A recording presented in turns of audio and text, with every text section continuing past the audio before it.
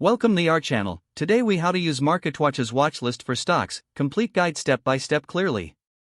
To begin using MarketWatch's watchlist for stocks, first, navigate to the MarketWatch website. Look for the Watchlist tab on the main menu at the top of the page. Click on the watchlist to access the watchlist feature. If you do not have an account, you will need to create one. Click on Sign Up and fill in your details to register. Once registered, log in to your MarketWatch account.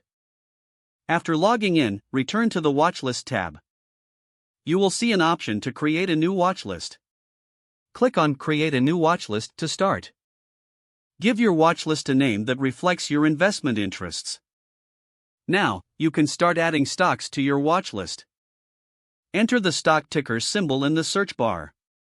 Select the correct stock from the drop-down suggestions. Click on Add to include it in your watchlist. Repeat this process for all the stocks you wish to track. You can customize your watchlist by adding or removing columns. This helps you see information such as price, change, and volume at a glance. To rearrange the order of your stocks, simply drag and drop them in your desired sequence. MarketWatch also allows you to set alerts for your stocks. Look for the alerts option next to each stock in your watchlist. Set your preferred price point or change percentage for notifications. Be sure to save your settings to ensure you receive alerts. You can monitor market trends directly from your watchlist. The data displayed updates in real time, providing you with the latest information. Regularly review your watchlist to adjust based on market changes or your investment strategy. Lastly, explore additional features and tools provided by MarketWatch for a comprehensive investment experience.